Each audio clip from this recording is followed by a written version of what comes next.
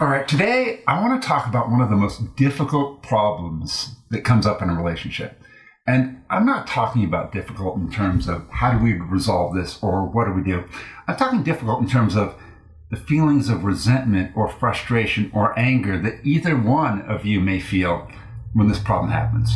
And that is, what do you do when you've got a burning need to talk about something with your partner? You need to communicate, you need to reach out, you need to connect, and they absolutely refuse to have a discussion with you. They withdraw, they roll back into their fortress of isolation, and they completely refuse to engage with you.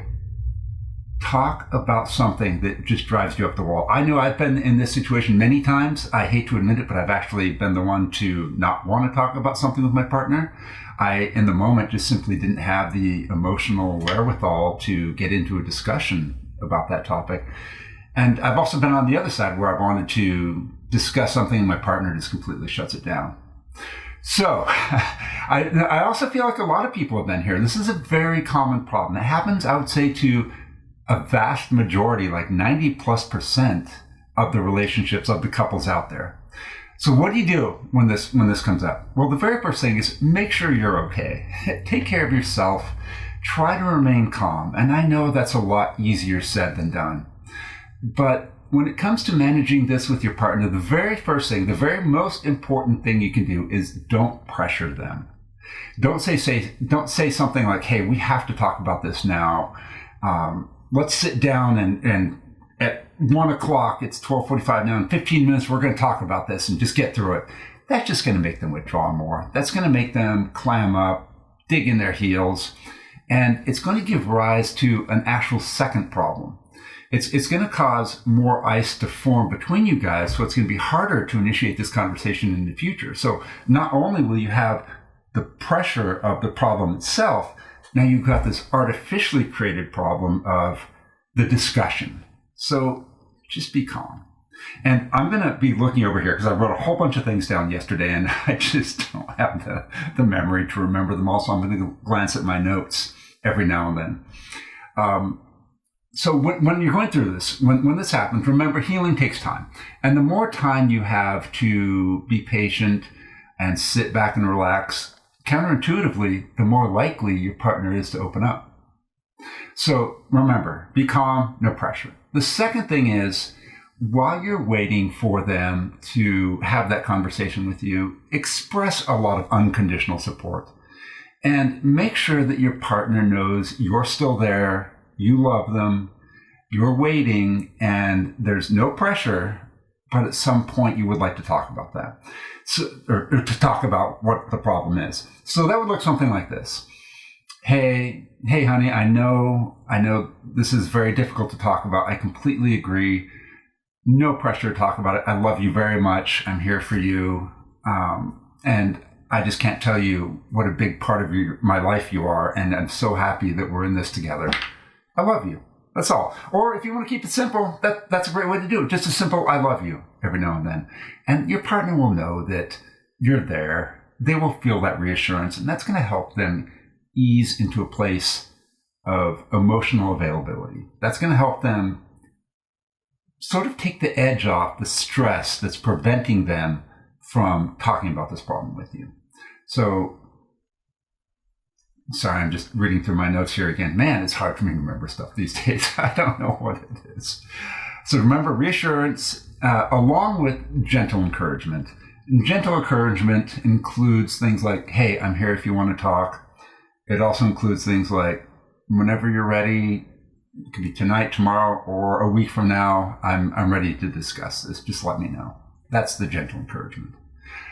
Next, the third thing that I'd recommend is showing empathy through actions. Because you have to realize in this situation, your partner is feeling stressed about talking to you about the problem, but they're also probably feeling guilty to some degree about not being able to talk about it. Let's face it, this person that you are in a relationship with loves you, otherwise it wouldn't be there. They want to share their life with you. They know there's something that's a problem that they need to talk about, and they are feeling guilty at some level about not being able to talk about that. So you can express a lot of empathy through the things you do. So, for example, small acts of kindness in doing things like preparing a meal for them, or giving them a back rub, or drawing them a bath, whatever it is they like to do. Make them a cup of tea, a cup of coffee. Those small acts will go a long way to convey the fact that you care about them. It's kind of like the gentle reassurance along with the unconditional support. These acts will go a long way through nonverbal communication to help them feel that continued love. Okay. Also, hugs. Hugs, holding hand. I love, one of my love languages is physical touch. That's one of the things that's big to me. So if you were to sit down, put your arm around them, walk up to them, give them an unsolicited hug every now and then, a smooch on the cheek or whatever, that's going to go a long way also. All right. Next, if you do want to try and facilitate a conversation, create a space that's safe for you. And this goes back to, this can be used in many situations. In fact, this can be used in how to initiate a difficult conversation with your partner that I talked about in my previous video. In order for someone to feel comfortable in opening up, especially about private or sensitive matters, they have to be in an environment where they feel safe and protected. I'm not going to want to talk about something important on a plane, sitting around a whole bunch of strangers, or in a train station, or even out walking on the streets. I mean, I would have the worry about who's going to overhear us. No, if you want a conversation to happen, pick your time and place, pick your battles. Wait until you and your partner aren't hangry, you're not exhausted from a day of, say, raising kids. Trust me, I know how that feels. I don't know how 7 p.m. can feel like midnight so often every day, but it does if you're a parent. Well, at least if you're me. Wait till your partner's in perhaps a good mood. They're not facing a work deadline. They don't have something going on their side of the family, or there's not anything going on with your family. Try to pick your moment and then attempt to engage your partner in the conversation. So create a safe and non-judgmental environment. All right. Now, when you do discuss this with your partner, when you open up, communicate clearly and openly about your feelings. So, for example, and this goes back to sort of also what I talked about in my other video, don't be accusatory.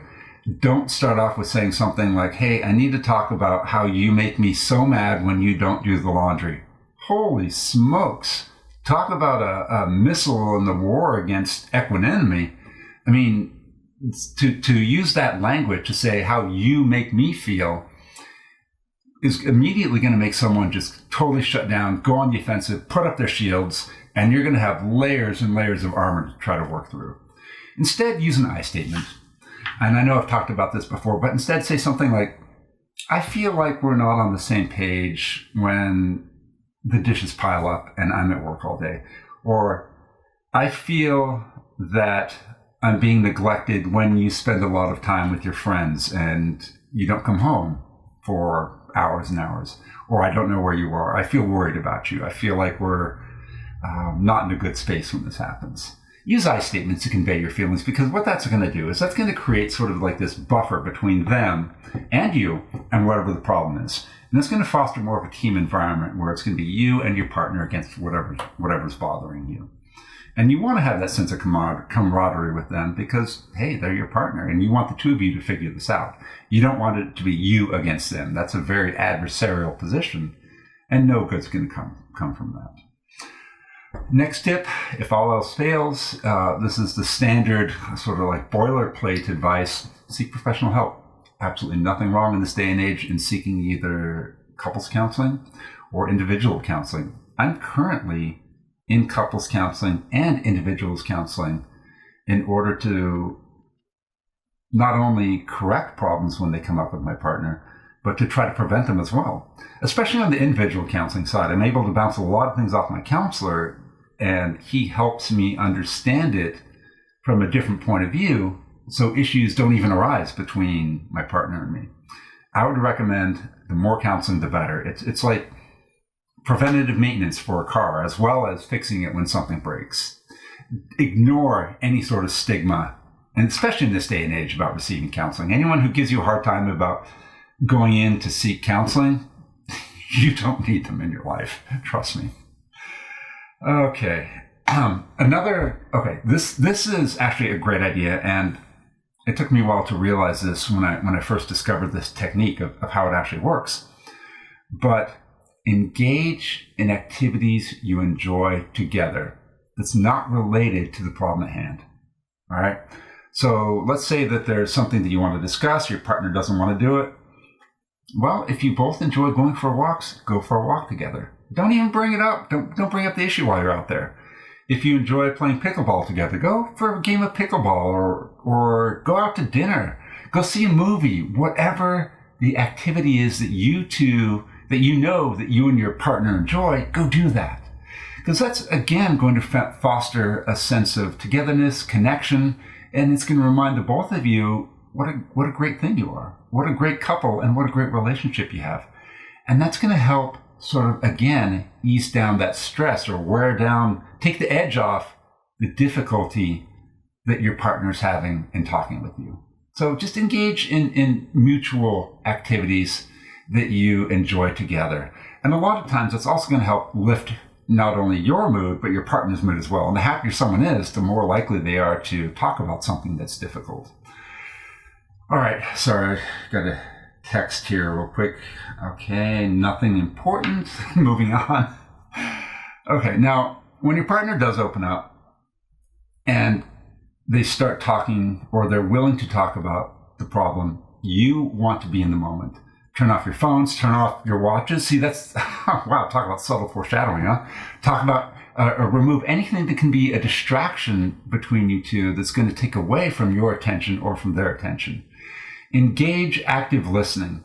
In other words, when they say something, and this is one of my favorite pieces of advice because it works so well.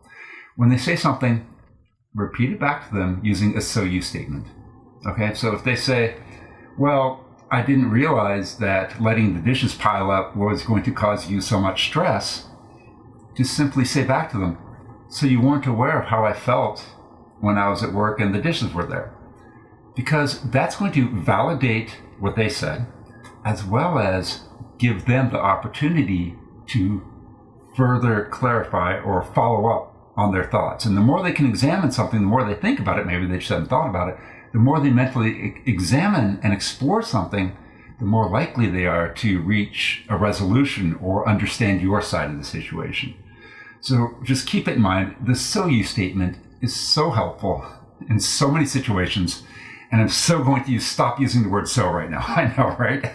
But it is extremely helpful and extremely beneficial, especially when trying to practice active listening. Okay, now,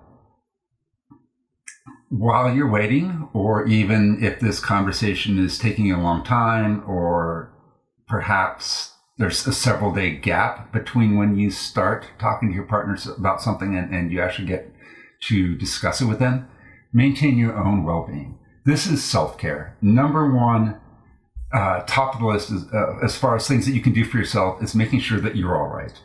Go exercise, get plenty of sleep at night, eat well, do things like if you enjoy going for a walk, go for a walk, read a book, do whatever it is that you enjoy to keep your mood elevated and keep yourself happy. Because if you're in a better state of mind, you're going to be more patient, have greater emotional scope to expand to encompass your partner's distress. And by that, I mean, if you have the ability to not become frustrated or to overreact or to even react negatively when they do something that's displeasurable or something that's aggravating, if you can just maintain your calm and your well-being, that's going to help them sort of work through whatever it is that they're working through. If you were to become frustrated when they come talk to you, that's just going to cause a lot of stress. It's going to escalate things. It's going to force both of you to become defensive, and it's not going to help out at all. So maintain your well-being to maintain your emotional reserves so you stay in a better mood. That's a huge tip when it comes, especially when you're waiting for your partner to talk about something. And in that note, in that vein, don't take their behavior personally. they are most likely not going to be the best selves while they're withholding having a discussion from you, or while they're trying to get themselves in a position to be able to have a talk with you. They're going to be a pretty poor picture of who they usually are. They're not going to be that person that you recognize as your partner. They're going to be under a lot of stress. So whatever they do, just don't take it personally. Realize that they've got a lot on their shoulders in the moment, and they're going to act in ways that they may not even realize hurt or affect you. Just step back. If you see something, and this is actually something I've been working on a lot recently. I've been reading a lot of about Stoicism. That's my newest discovery. And one of the Stoic philosophies, one of the Stoic principles, is to simply acknowledge that you're having a bad feeling about something. So if you're, and it applies in this situation, if your partner says, "Oh, I don't ever want to talk about this with you," or "I don't think we need to talk about this, it's not a big deal," or "Calm down," whoa, that's hard. That I know that would be hard for me to deal with. But instead of lashing back, I'm simply going to just pause for a moment and say, okay, I'm feeling aggravated, I'm feeling annoyed, I'm feeling fucking pissed off, whatever it is, but recognize it and say, okay, I'm having that feeling. Look, there it is. That feeling's right here. Don't try to push it away. Don't try to shove it away. But simply just realize that you're having that. And that's going to create a little bit of an emotional buffer so you can think before you act. And it's also going to help reduce the severity of your feelings if you realize it is like this separate entity within you. It helps a ton, trust me. All right. Now, a couple more tips to just follow up. Perhaps you're in a relationship with someone that has a cultural or a personal difference in how they address personal topics. Be aware or just be mindful if there's anything in this person's background, cultural norms, family norms, or their personality that would prevent them from talking openly with you. And if there is, well, address that on your own. Research it, try to figure it out, even bring it up with your partner. Say, hey, I know this is part of your background, or I know this is part of your culture to not want to talk about these kind of things, but I feel the need to talk about it. What can we do? How can we meet in the middle? How can we resolve this? So just be aware that certain norms may exist behind the scenes that you're not aware of. Okay, there's two more tips. One of the most important things, and I know I say this a lot, but it's very important to avoid an ultimatum. Don't say anything like, okay, we're going to talk about this or else, or if you don't talk about me, I'm taking the dog and I'm spending the night at a hotel. I'm sorry, if you don't talk with me, I'm going to take the dog and spend the night at a hotel, or you talk about what you did last Saturday, or we're breaking up. Because you know what? You're going to end up breaking up. That's what's going to happen. Or you're going to end up taking the dog and spending that in a hotel. An ultimatum is one of the number one ways to get someone to not do what you want to do. It may feel like, well, now I'm going to put enough pressure on them to actually come around and see how, and to talk about this. Well, I'm going to get them to open up. Nah, you're going to get them to dig their heels in and wave their hand at you as you do whatever it is that you said you do. And that's not because they don't love you. It's not because they don't want to be in a relationship. They do. They will still love you. They still want to be in a relationship. They're going to be pissed, and they don't want to be pushed around. No one wants to be pushed around. I mean, countries have been formed because of people's need to be free. There's no way to leverage or force someone through threat or violence to do something that you want them to do. It just simply doesn't work. So avoid ultimatums at all costs. How about this? Avoid ultimatums no matter what. No, wait, what? How should I phrase that? Avoid an ultimatum or else. There you go. This is not a laughing matter, but hey, let's introduce a little bit of levity to this. Let's laugh a little bit. I mean, this is pretty serious stuff. Laughing doesn't hurt. All right, and finally, this is the final tip, reaffirm your commitment. And again, this is another variation of the unconditional support, another variation of doing small acts of kindness for them, but express your love and care for them. Reaffirm them, even if it's directly, even if it's not subtle at all. Just come up. If you have to grab them by the shoulder and say, I love you, I'm committed to this, that works. That's a great idea. It's going to go a long way. And go ahead and do that. Another way to do that, another way to reaffirm your commitment is to go back and recall good times that you guys have had together. If you need to take a walk down memory lane and say, take a look at photographs from your past vacation, or call to mind again, like ways that you've handled stressful situations together, or just say something like, man, we've had 5 great years together. Remember that one time when we got stuck in the snow at Denver Airport and we were there for 3 days and oh boy, we made it through that. Bringing back those good memories of solidarity is going to reaffirm that connection between you two, and it's going to help the partnership stay strong. All right, like I mentioned, I have another video about how to simply broach the subject of having a difficult conversation, because sometimes sitting down and just starting to talk with your partner is difficult, and I have some tips of how to do that. If you have any questions, put them in the comments. I'd be more than happy to talk about this with you, because I know it's extremely difficult and extremely frustrating and very stressful for the both of you. And there's no need for stress to rise because of this. It usually comes from a place of emotional unavailability to talk about something in the moment. That's what it is. It's not because your partner doesn't love you or because they want out. They just don't have the skills. We're not born with these things. They don't have the verbal or the communication skills to talk with you about what it is that you want to discuss. I wasn't born with them. It didn't come to me like out of nowhere. I had to learn these over years, if not decades. Very simple things of how to sit down and open up to a partner, or how to have a partner open up to me. That sounds easy, doesn't it, right? Why did it take me 5, 10, 15 years? I don't know exactly how long it took me, but it evolved over the course of a very long time and over the course of several different relationships. All right, good luck. Any questions, let me know.